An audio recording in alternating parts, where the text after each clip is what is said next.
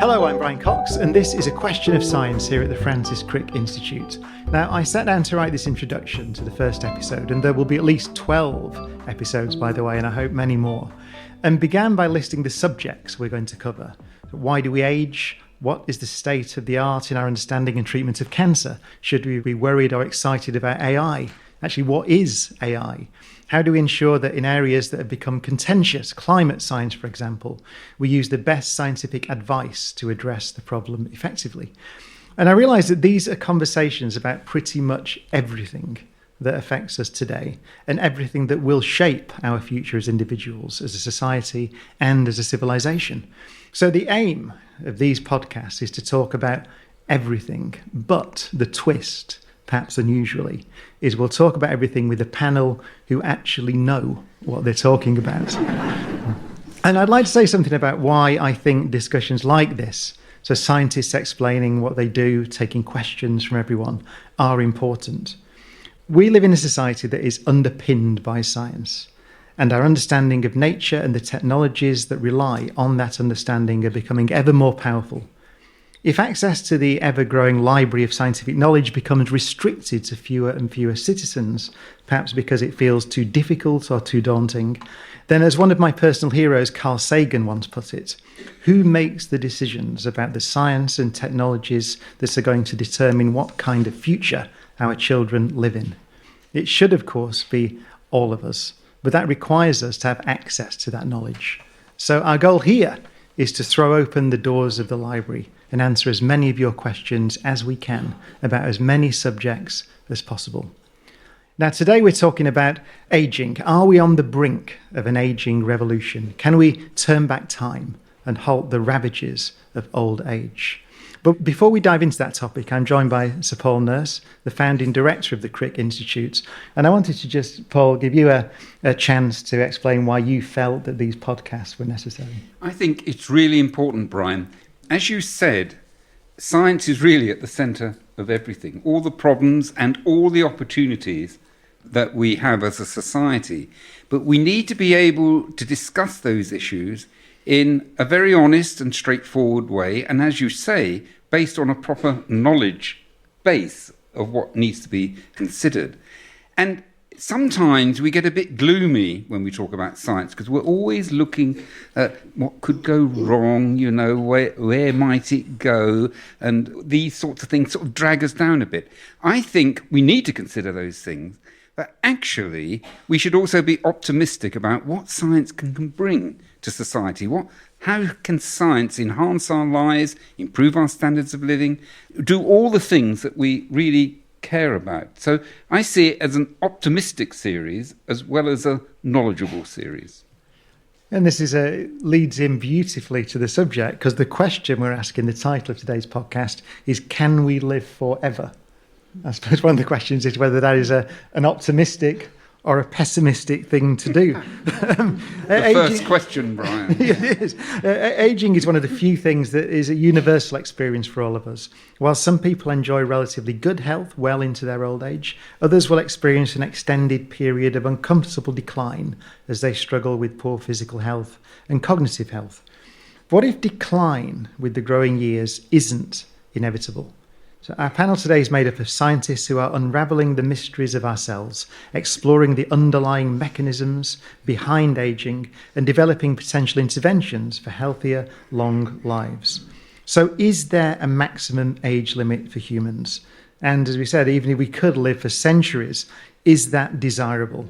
What might be the societal and medical implications of living longer? Joining us to help answer these questions are our panel, and they are: Hi, my name's Lynn Cox. I'm a biochemist at the University of Oxford, and I've been working on ageing for the past 29 years, looking at the basic underlying biology of how we age. And I'm also running a global program looking at how to do it better, so-called dynamic resilience. Well, as you've heard, my name's Paul Nurse, and I'm director of the Francis Crick Institute, in which you are sitting this afternoon. I know nothing about ageing, so I'm just here as, well, what should I say exactly? But I'm going to hopefully ask good questions of our three people who actually do. I work on what controls the division of a cell from 1 to 2. In one discussion we'd had about this, Paul said, I'm the intelligent layperson. I said, yeah, you got the Nobel Prize. Anyway. Yeah, hello everyone. I'm Linda Partridge. I'm from the Institute of Healthy Ageing at University College London. And unlike Lynn, I'm not going to tell you how long I've been working in ageing research. And I'm interested in interventions, so diet, drugs and other things, that can compress that period of ill health at the end of life that Brian was talking about, that can keep us healthier for longer before we drop off the perch. Is that technical? And I'm Andrew Steele. I wrote a book called Ageless, The New Science of Getting Older Without Getting Old. I actually was a scientist here at the Francis Crick Institute, but during that time, I discovered that even a lot of scientists don't know that much about the ageing process. So I decided I needed to go and write a book and tell as many people as possible about this incredible science in the hope that we can do some more to, as Linda says, keep people healthier for longer. And this is our panel.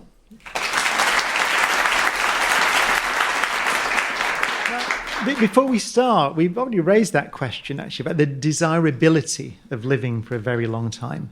So if we do a show of hands, so if I chose a number out of thin air, let's say 200 years.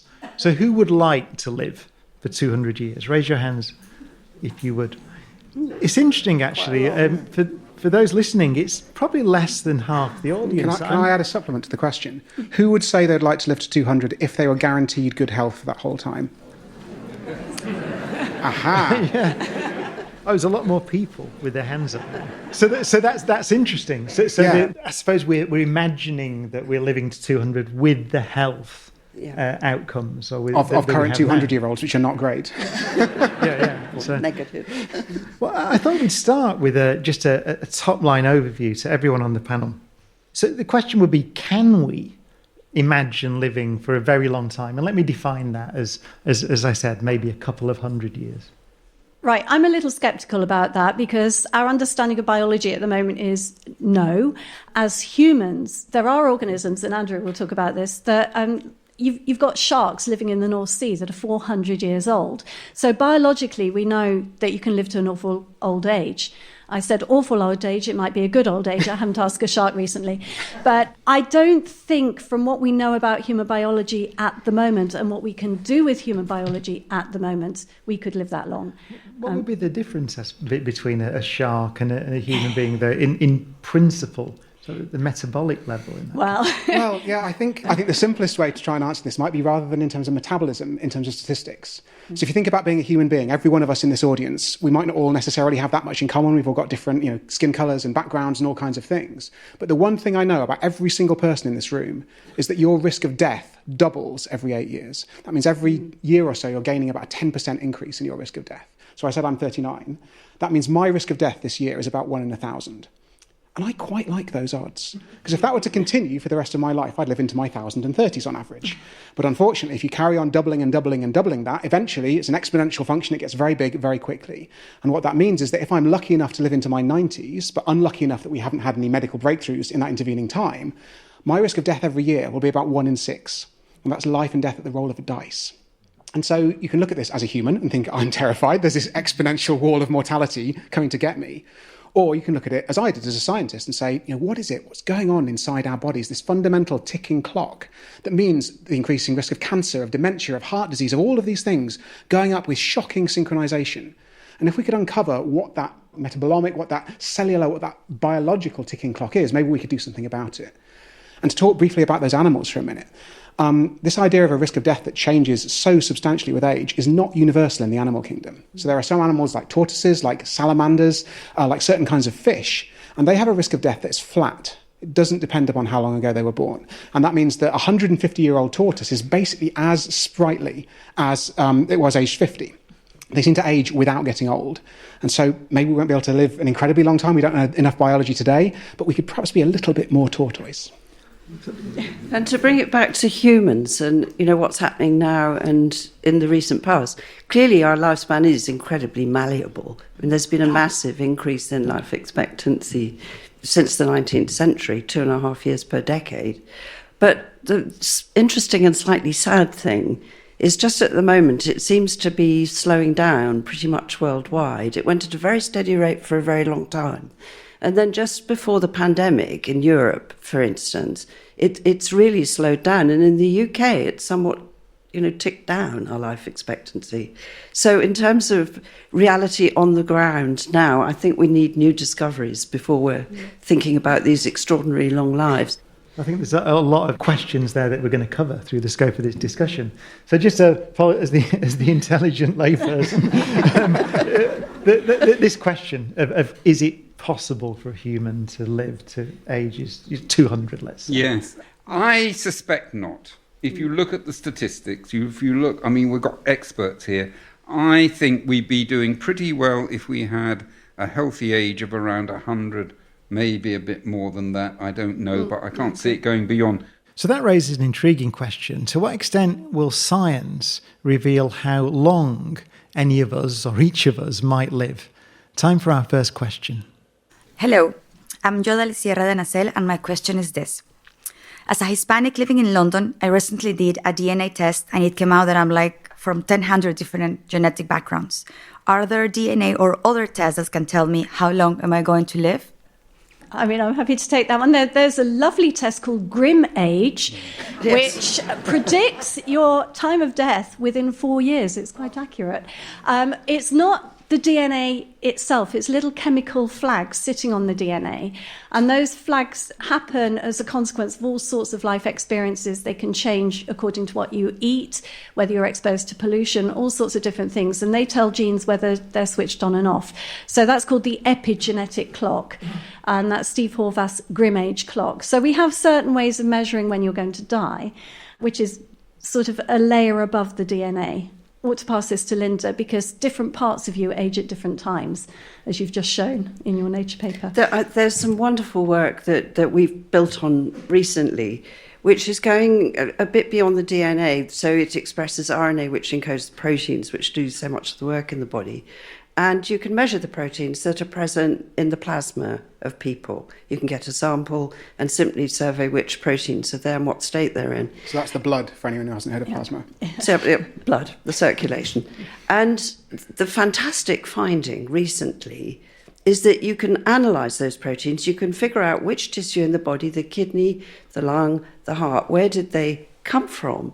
And they produce a signature of how fast different organs in your body are aging, not just the whole body. So to the extent that you deviate from the protein pattern expected for your age, if it's accelerated, then that organ's at risk. And you can show that people with that signature are more likely to go on and get the diseases of that organ. So people with fast-aging lungs are more likely to end up with respiratory problems and so on. And if there are problems in kidneys, it actually knocks on to multiple organs in the body.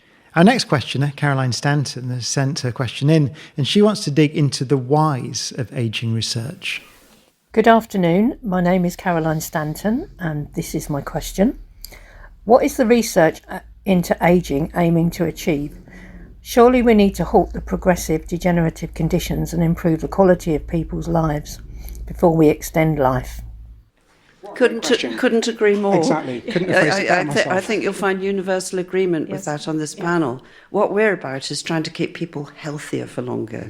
If it's a side effect of that, they live longer, well and good, although an ethical discussion could be had around that. But the important thing, and the thing that people really care about for themselves, is their health. How much of that, so that aim, depends on us understanding the mechanisms of ageing? You can treat heart disease with heart disease drugs. You can treat cancer with anti-cancer agents.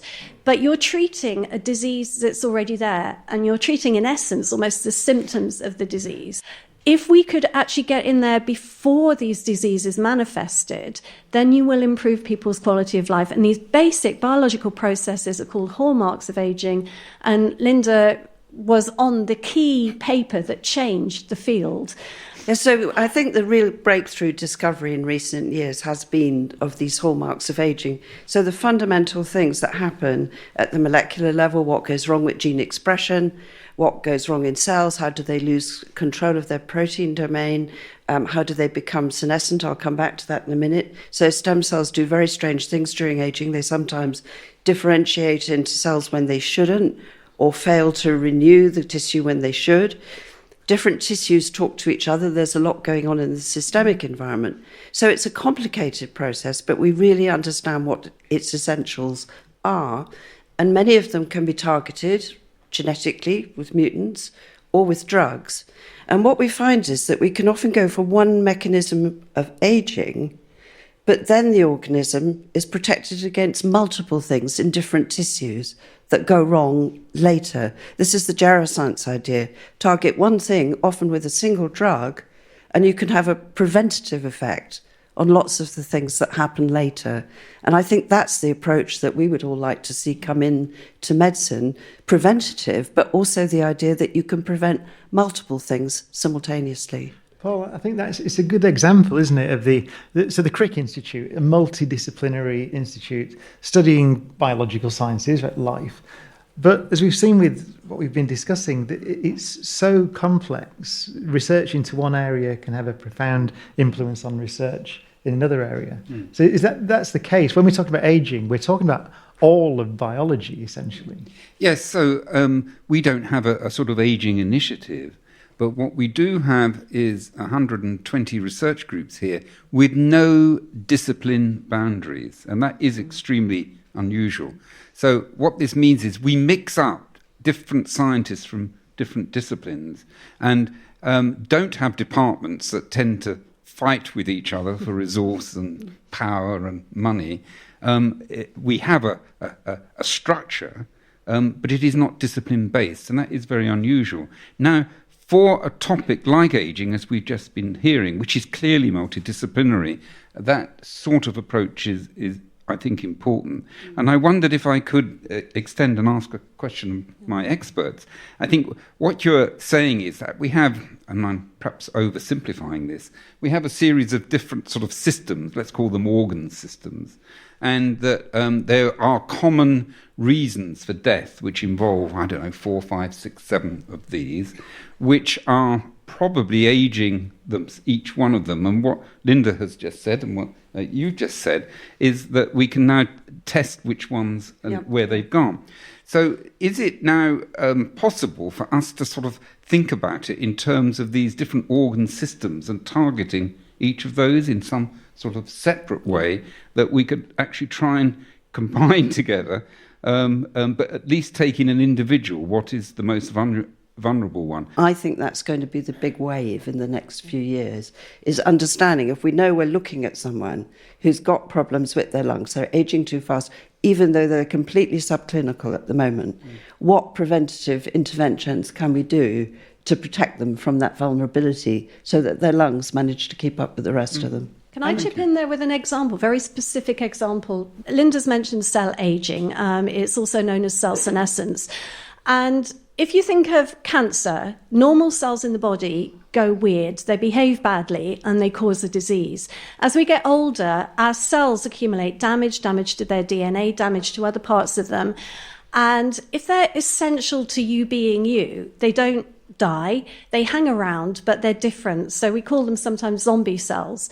And our zombie cells change in really weird ways. So mine are currently kicking out enzymes that are degrading the collagen, the structures that support my skin. So if you ever look in the mirror and see the crow's feet coming on, that is your senescent cells accumulating and eating away the tissue structures in you. So senescent cells can be quite harmful, and we know that they're harmful in multiple different parts of the body. If you inject senescent cells just into the abdomen of a mouse, it gets old across the whole body. If your immune system is old, you get old across all your different organs. So there's some really cool research now showing that if you actually get rid of senescent cells in a middle-aged or even an old mouse, that mouse shows improvement across multiple domains. So better cognitive function, its brain works better, it's stronger, it has more energy, its fur is better, its behavior, it's less anxious. And if it gets cancer, it has a much better rate of cancer survival. So removing senescent cells from old mice looks really promising. And that's now in clinical trials in people. So for diseases where we know senescent cells are a key driver, like idiopathic pulmonary fibrosis, where your lungs just fill up with senescent cells. So there are some really exciting developments in the field where we know some of the mechanisms. There are drugs that can do something about it, and they're being tested. So I would say optimistically, we have therapeutics that can get in there that have an early preventative effect across the board. And I would definitely recommend, if you go home and search the internet for pictures of the mice, sort of before and after photos with these senolytic drugs. I was a computational biologist back when I worked at the Crick, so I didn't deal with mice at all in my day job. You do not need to be an expert to see the difference. The mice just look younger. They look fantastic. They should be on the cover of Vogue. So, obviously that's a really visually striking thing. But what we know is these hallmarks of aging, not only do they cause the crow's feet around your eyes, not only do they make your hair go grey, they're actually causing those same kinds of processes in your arteries and your blood vessels. They're causing the risk of cancer to increase. And those things are much harder to see, of course, but since they're driven by those same hallmarks, if things look good on the outside, they often look better on the inside too. And that shows that we're keeping those mice healthy in really almost every way for longer. You mentioned removing the senescent cells. What do we know about why they become senescent or behave like that in the first place? Well, it's an evolutionary mechanism. So most things that happen in biology have either been selected for or against over evolutionary time. And we need senescent cells. So when you're young, you fall off your bike, you cut your knee, you have a wound, and that wound has to signal to the rest of the body, look, come and heal me. So it's sending out signals to the immune system to come along and remodel the tissue around the wound and fix the wound. So we know that senescent cells are part of that. All these nasty chemicals that they're kicking out when we get older are actually beneficial chemicals when you're young. So senescent cells are good for wound healing. They're also a way of stopping cells from becoming cancerous, which is an incredibly important thing to do. And of course, those things are before the evolutionary cutoff. Once you stopped having babies, then you're in the evolutionary shadow. And so the selective pressures against accumulation of senescent cells may not happen. So these things just build up over time, and because your immune system gets a bit with age, sorry, that's a technical term, your immune system is less good at coming and finding the senescent cells and weeding them out. You just accumulate with age, so you get more and more and more of them, and then they do harm as they accumulate. And just coming back to the interventions, you were asking about, the anti-senolytic cells and so on. There are lots of drugs that already target the network I've just talked about, because it's very important in metabolic disease and in cancer. So there are drugs there already. And it turns out that if you use these drugs at low doses in animal models, mice for instance, you can actually produce a very broad spectrum improvement in their health during aging, the kind of geroscience that I was talking about earlier. But we're facing a real problem in the field. There are lots of these drugs out there. We know, or we strongly suspect, that if we repurpose them to be used at lower doses, they would have a great preventative effect on health or loss of health in old age in people. But these are drugs that have been off patent for years. And you would have to have a completely fresh set of clinical trials if you were going to use them preventatively for the diseases of old age, rather than to treat a disease at the time. So there's a problem there. We really need a lot more public funding coming into looking at these drugs and repurposing them. I think that's really important, the point you just said there. We always think in this context of commercial development of drugs. Commercial development of drugs is driven by profit. The health of society and the nation is driven by different things, and we have to start thinking more about public-private partnerships, where the public engagement in these activities is looking at the what is good for society rather than good for the profits of the company. Absolutely. I mean, the behaviour of the farmers is completely understandable. That's their business model. That's their business model, But then they're not going to touch these drugs because there's absolutely nothing in it for them. And the business model of the public is completely different. Yes. Yeah. And likely, I mean, there are huge inequalities in health during ageing. And these drugs, I think, are likely to be particularly beneficial to people who are not ageing healthily. I think this is something that we could really do well in the UK because of the NHS, because we have this national health system. And in fact, the same with the clinical trials we were just talking about. There was a fantastic clinical trial in the UK called Recovery, which happened during the pandemic, where everyone who went into intensive care for COVID was randomised. They were given a different drug at random because we didn't know what was going to work. And we could do this with these so-called geroprotective, these sort of real anti-aging drugs. It could be that every time you go into your GP, if you're over the age of 60 or 65, a little light flashes up on their computer and they say, would you like to be involved in this trial? And they might randomise you to one of these drugs that we think has an anti-aging effect. And we can see if people do stay healthier for longer as a result. And this is something, there's a drug called metformin, which is often spoken about. It's a diabetes drug. There are probably a lot of you in the audience taking this because it's the first line therapy for diabetes. And there are some indications it might slow down the aging process. The problem is, just as Linda said, it's out of patent. I think the NHS can get it for a few pence per pill. So no one's going to make a huge amount of money if this trial turns out to be successful. But that means the NHS is in a fantastic position to hand out this incredibly cheap medication to a large number of people and potentially save the health system a huge amount of money. Okay, I like this next question. It is a bit left field, but let's see what our panel thinks. Hello, I'm Akima Fashinu, and my question is, could the age regression ability of the immortal jellyfish be adapted for humans to achieve a similar effect? Thank you. The immortal someone describe the immortal jellyfish. The immortal jellyfish. Well, this jellyfish is it's not technically immortal. It can still get eaten. It can still get a disease, but it's what we call biologically immortal, and that is this property that I talked about earlier, where you have a risk of death that doesn't change depending on how old you are. But the way this jellyfish does it is really unusual. It starts out as what's called a polyp. That's how all jellyfish start their lives, and then it grows up into an adult jellyfish. That's the thing with the stingers on that undoubtedly you've dodged at the beach at some point. And if it finds itself in a stressful situation, it can turn back the biological clock. It can revert to that early polyp stage. Now, we wouldn't want to do this directly for humans, because what that would mean is you'd turn all of your cells back into being stem cells, and then you'd re-differentiate with any luck back into an adult. And that would mean your brain would turn into stem cell-based mush, and everything that was important about your personality would disappear during this process. So that's not a great idea. But we can do this in the lab if we're a little bit more subtle about how we do it. So back in 2006, I think actually, a guy called Shinya Yamanaka and his team identified a series of genes, which are now called the Yamanaka factors, that can turn back the clock inside cells. And if we put these genes into mice, if we leave them turned on permanently, it's very bad news for the mice. They get a lot of these stem cells. Stem cells are very powerful in terms of being able to become any cell in the body, but they're very, very bad at being a liver cell and detoxifying your blood, or being a heart cell and beating. And so what that means is if these genes are constantly active, the mice die of organ failure, very sadly. But they found that if they give these genes in a special form where they can be activated with a drug, and then they turned on these genes effectively at weekends, they turned them on 2 days a week and then 5 days off, they found that they could rejuvenate the cells in the mice and keep them healthier, but without having them turning all back into stem cells and losing their cell identity. And actually, this is one of the hottest areas of aging biology at the moment. Some of you might have heard of Altos Labs, which is a $3 billion quote-unquote startup. I'm not sure with that kind of endowment you can call it a startup, but it's backed by a number of people, including Jeff Bezos, obviously the guy who founded Amazon. And hopefully $3 billion is enough to have a serious go at turning this from something which works in mice in the lab to something that maybe we could use to treat diseases in people. Could I ask a question to the panel based on the jellyfish? What are the good models for looking at ageing and why?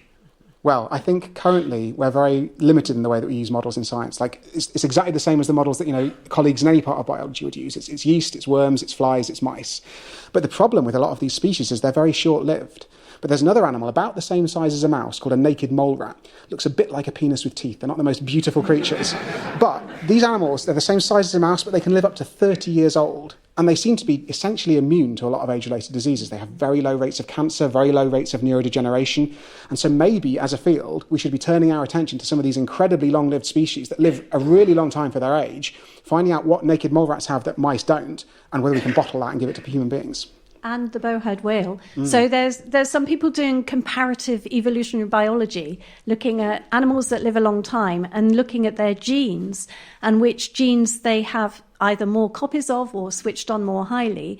And there's one particular gene called SIRT6, which is a DNA repair gene that is at high levels in animals that live an awful long time. And then you take it back to humans and you look at centenarians. And we've all got this gene called SIRT6, but centenarians have 5 different letters in the alphabet of that gene. And if you make a copy of the gene with those 5 differences, the centenarian version, it's much, much better at repairing DNA than the genes that most of us have got. So we can learn from super long-lived animals, we can learn from super long-lived people, and we can actually make a difference. We can understand the biology by starting to turn these clocks back. The next question turns to lifestyle choices in shaping human ageing. Hello, my name is Anjana Katachakaria, and my question is, what is special about people who live long lives? Is there a link between diet and long life? And is it true that there is evidence that fasting can extend your life? Thank you. Yeah. Well, can I kickstart that with some studies on centenarians in Japan? We're not just human, and people tend to forget that we are made of human cells, but we're also colonized by billions of bacteria and viruses and fungi that live in us and on us. And the Japanese team were looking at the microbiome in the gut, so all the bacteria that live in the gut. And they showed that super centenarians, people over 110, 115, had a different composition of bacteria in their gut. So they had all the normal bugs that we've got, but some other ones as well. And then they narrowed it down to a couple of species of bacteria that were making a chemical. It's called a bile acid, but it makes a chemical in the gut that kills off harmful bacteria. So you can take that chemical and you can put it on nasty disease-causing bacteria like C. difficile. It kills them. So these people are actually making their own antibiotics in their gut, which is a phenomenal finding. And that microbiome is Japanese specific. And of course, people in Japan tend to have an incredibly healthy diet. I felt like I was on detox when I went over there. I felt just so much more alive. Natto, fermented soybean, has components in something called spermidine, which is actually, we know, triggers a process of waste removal within the body, autophagy. So what they're eating is very good for them, and it also supports a very healthy microbiome. I think we can also learn a lot from just, straightforward inequalities in life expectancy in different social contexts. So within the UK, if you just look even over quite short distances between different parts of cities, you can get a 10-year difference in life expectancy, and it's really tied up with socioeconomic factors. So if I was going to advise people on the one thing that's really important to be healthy during aging, it would be exercise. But you need to have the kind of lifestyle where you can factor in the time and the opportunity to get exercise. Healthy diet, also very important. But again, eating healthily is actually more expensive than eating unhealthily. So I think we need to tackle these basic socioeconomic things almost first. I mean, supercentenarians are very interesting, but there's something much more important straight in front of us that we need to deal with. But the diet and the fasting was raised as well. Yes. And we know... that comes up a lot, doesn't it? The intermittent fasting or lowering your calorie intake and these ideas. I mean, from the 1930s, we knew that if you gave rats 30% less food than they would normally choose to eat, then they lived a lot longer. And so caloric restriction has been shown to be true in all species that's been looked at. Were they happy, right? Well, as Linda will tell you, you can have dietary restriction without malnutrition. There is a running joke in aging biology that maybe fasting won't make you live longer, but it'll certainly feel like longer. Yeah. So we know that caloric restriction can work, and we know that intermittent fasting can work. I have one caveat with that a lot of people are saying, oh, just fast. The studies in mice have shown that if you're young and middle-aged, fasting can actually increase your life expectancy. If you're old, it can increase your risk of mortality. Old people are very vulnerable to any changes, and it can just push them over that edge of not being able to cope metabolically. So Linda's done a lot of work on dietary restriction. Which Linda's described the whole thing brilliantly. But the other thing about older people is that they probably need a higher protein diet. It's not just the amount they eat, but what they eat. So sarcopenia, muscle wasting, is a real problem in older people. And to some extent, it can be combated by increasing the amount of protein in the diet. So there are composition issues. And also when you eat is very important. There have been some very nice studies in mice now that they've developed automatic feeders showing that they're much healthier if they're doing the eating that they do during the wake period.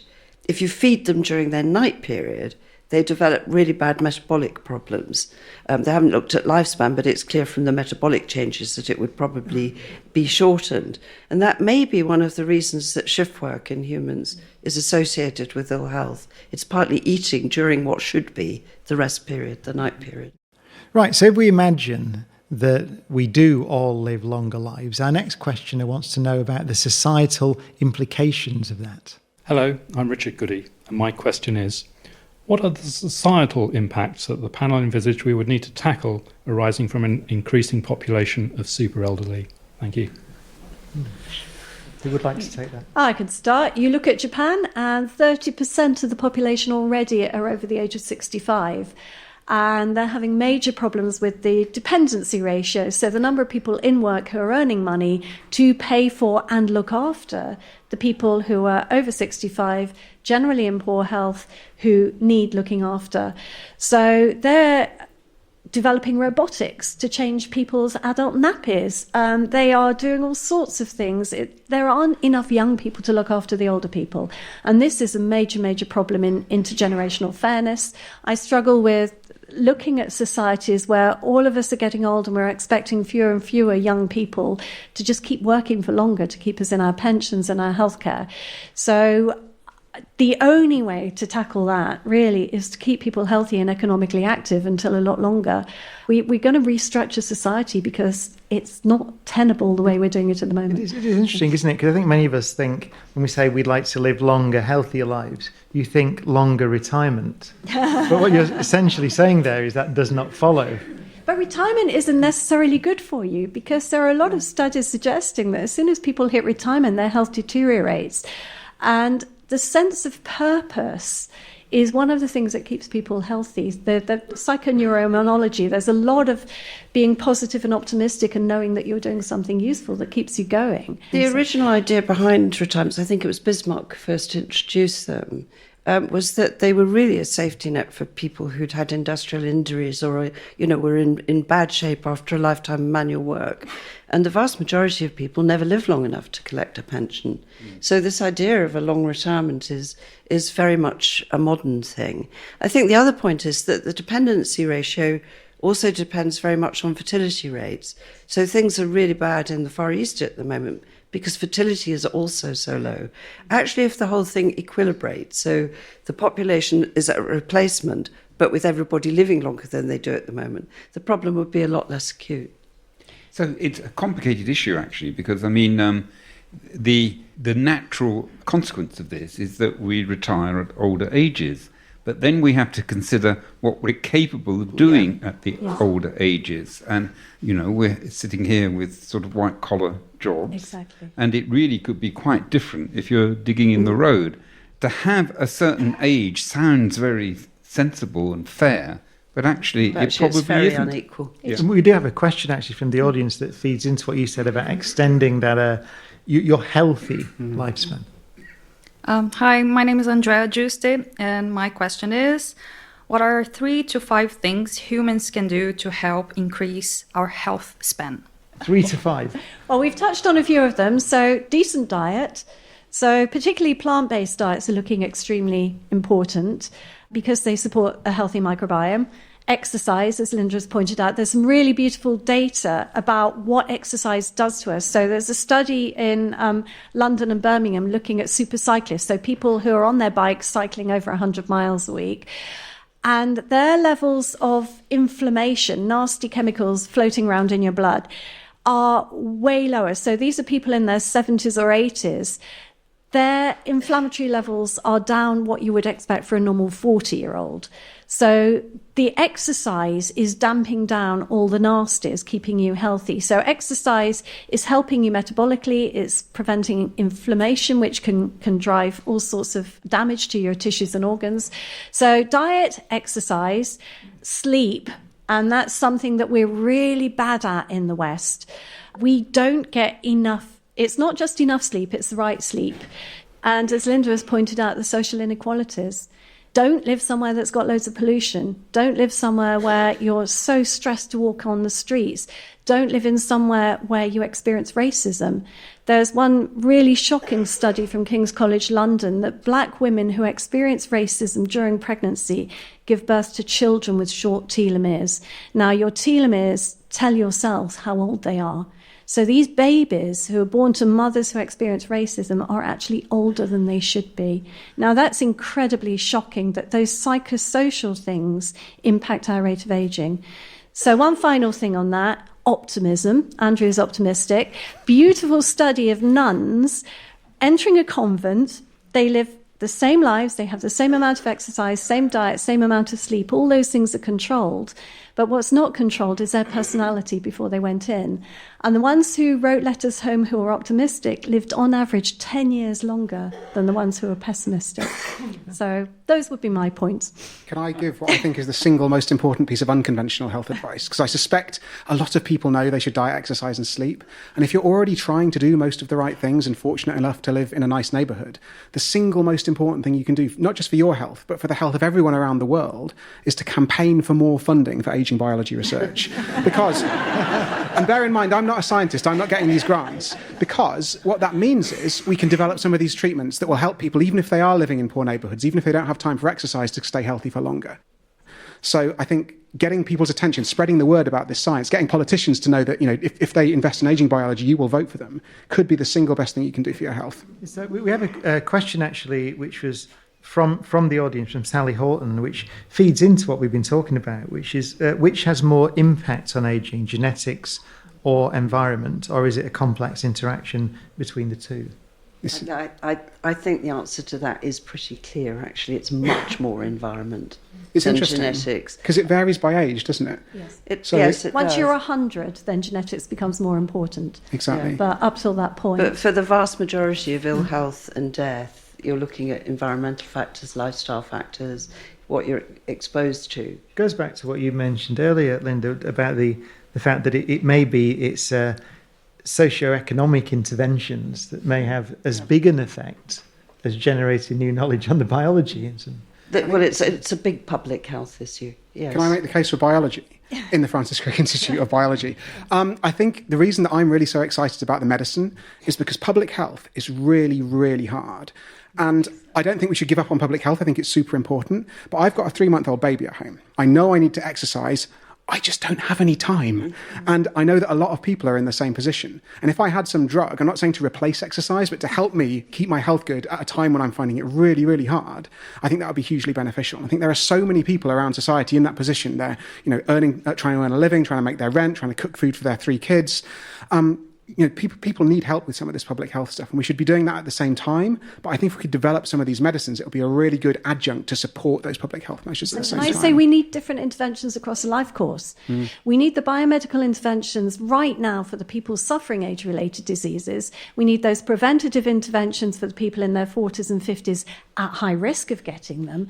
But we also need the socioeconomic stuff that's going to prevent any of those risk factors occurring. So I think we need a completely holistic approach across society, and public health definitely early on. And we've shown the doubling in life expectancy over the past 100 years has been soap and sanitation. That's public and vaccination. Public health interventions that really, really work. But those were the low-hanging fruit. And now we've got to be a bit more creative about those interventions. I mean, it seems to me that the aging, we've chosen something that cuts across everything. Yeah. It's about fundamental biology, it's about health, it's about economics, it's about society as a whole. So it's probably the most complex subject we could have chosen. Well, thank you very much. That is all we've got time for today. So thank you all to our wonderful panel. Professor Lynn Cox, Professor Sir Paul Nurse, Professor Dame Linda Partridge, and Dr. Andrew Steele.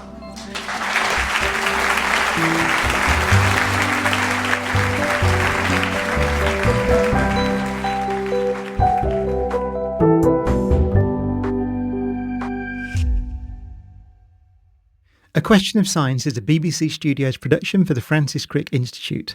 If you enjoyed this episode, please subscribe, share with friends or review on whatever platform you're listening on. It may seem like a small thing, but it makes a big difference in getting the show out to more people. And if you have a follow-up question about this or any of the other episodes you've heard, email us at aquestionofscience@bbc.co.uk.